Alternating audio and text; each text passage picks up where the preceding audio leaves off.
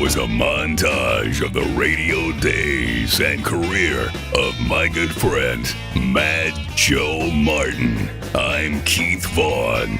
Let me introduce you to someone I've known as a listener and as a fellow air talent for a very long time. Mad Joe Martin, a Texoma Radio Legend and a collector of rare jukeboxes. Meet my friend, Mad Joe Martin, and take a rare tour of Joe's Jukebox Collection. Hey rock and rollers and nostalgia fans, Joe Martin here, welcoming you in to see my Jukebox Museum, my Jukebox Collection. First want to thank Keith Vaughn's Flying Service for doing the video, the great production work on this. He does wonderful road trip videos, videos of car shows. Be sure and like his channel and follow him on YouTube. You know, I get asked a lot of times, Joe, will you open up your house to let a tour bus come through? And no way I won't. So today what we are doing is doing a video presentation of what has taken years of accumulation to put together.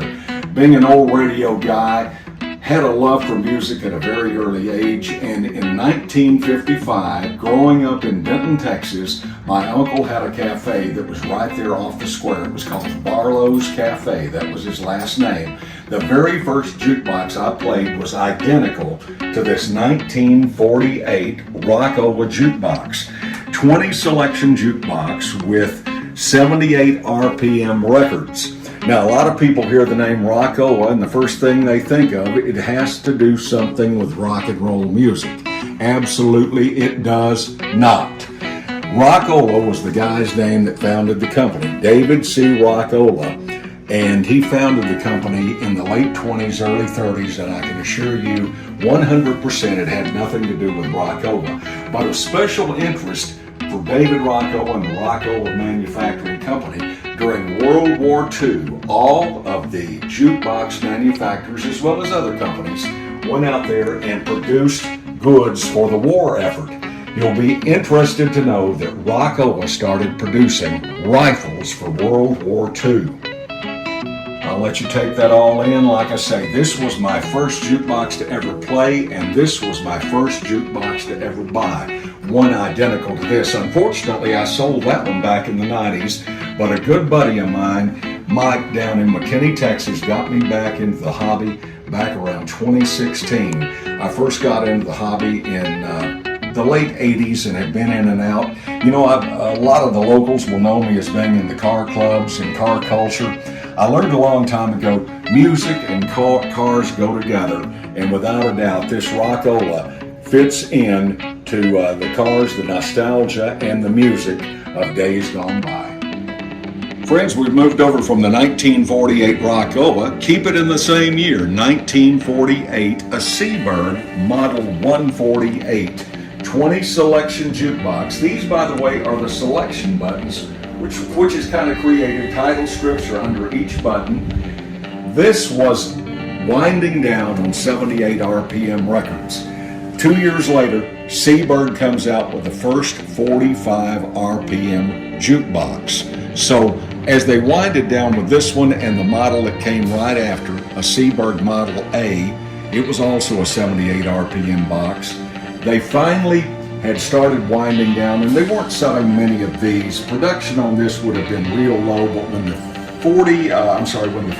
1950s Seabirds came out playing 45s, that's when production really went up, and they went from 20 selections all the way up to 100 selections, and that was a big jump.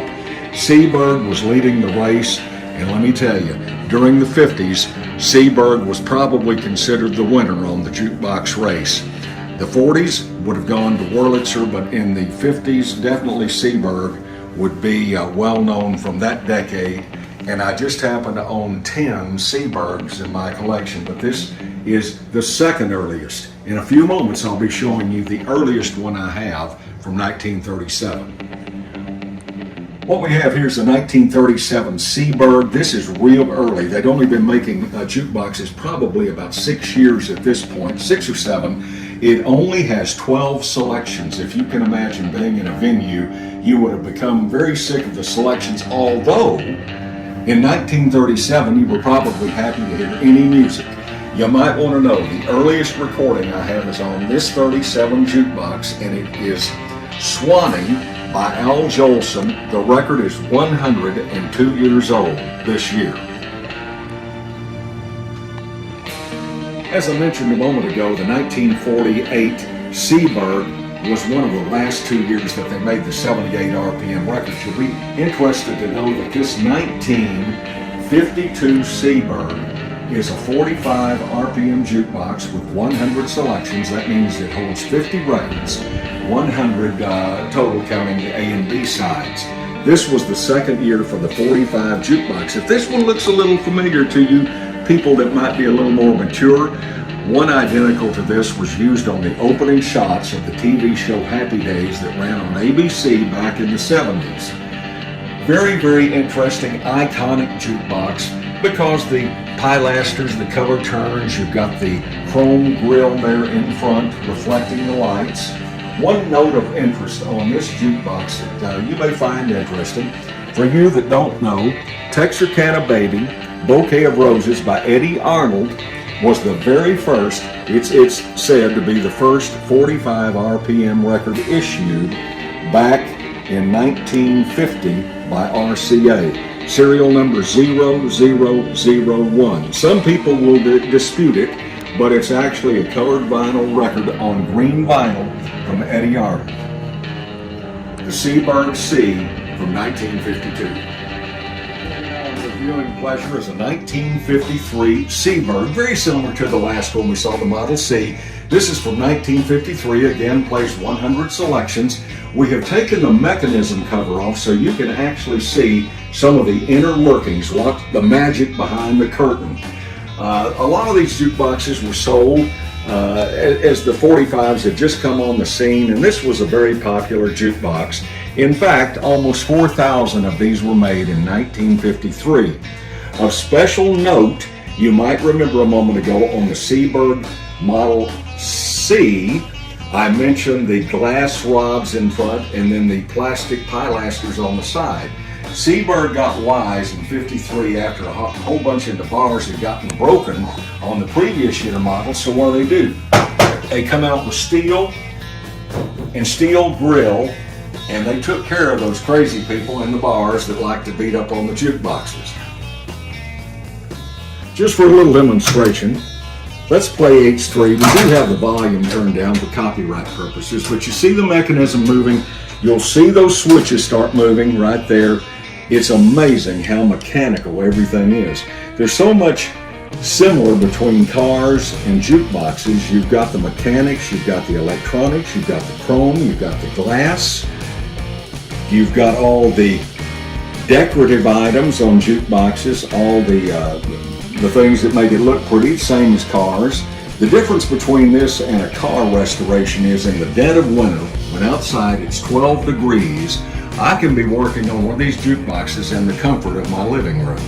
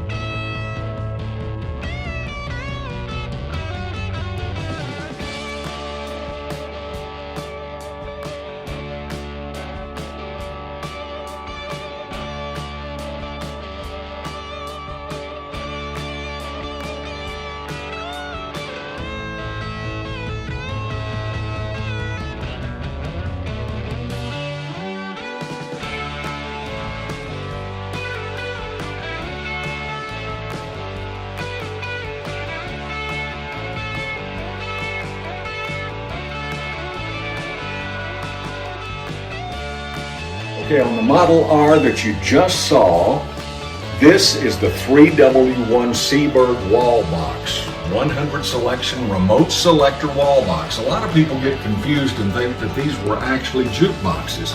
No, all they were was a remote selector unit that you would find in restaurants and bars, at the booths, and on the counter space up front. It made it very easy to get people's money, as they didn't even have to get up to the jukebox anymore. But as you can probably see, the pages do turn, and you make your selections, put your coins in, and you don't have to walk to the jukebox to hear your favorite song.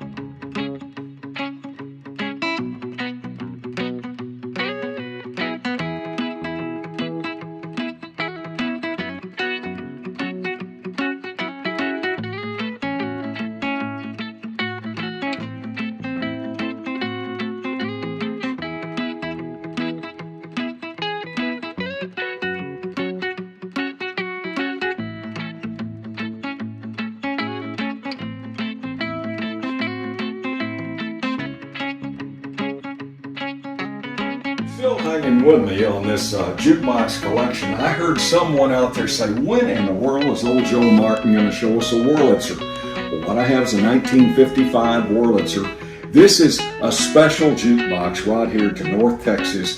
I have been told a couple of times by several people that were in the know that this jukebox actually was run in the Miller Brothers MB Corral back in the late 50s, early 60s. I'm not quite sure how long it ran out there, but indeed, if it did, the likes of Elvis Presley could have stood in front of it. Tina Turner, Little Richard, MB Corral, Wichita Falls, a piece of history, and if this indeed is the jukebox that was at the MB Corral, it's also a piece of history. It is 104 selections. Of special note, the 104 selection Wurlitzer was trying to beat Seaberg of the 50s with their 100 selection jukebox. Successful they were. It's a great sounding jukebox, and in fact, let's just play a little bit of a song for you. You notice that the record will be played vertically.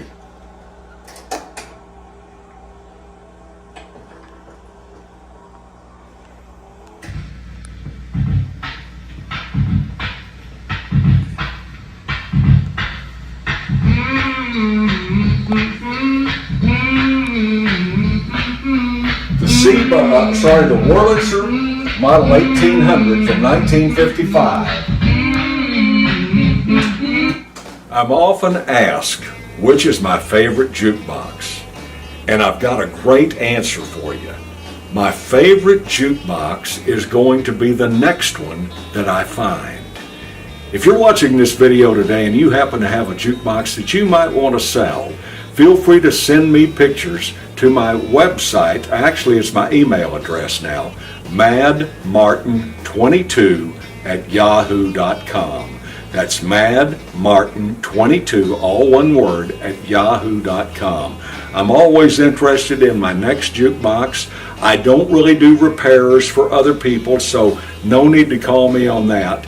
But at least if you have a jukebox that you might consider selling that looks comparable to what you've seen today, I'd be very interested in communicating with you. Again, thanks you for watching my video of my jukebox.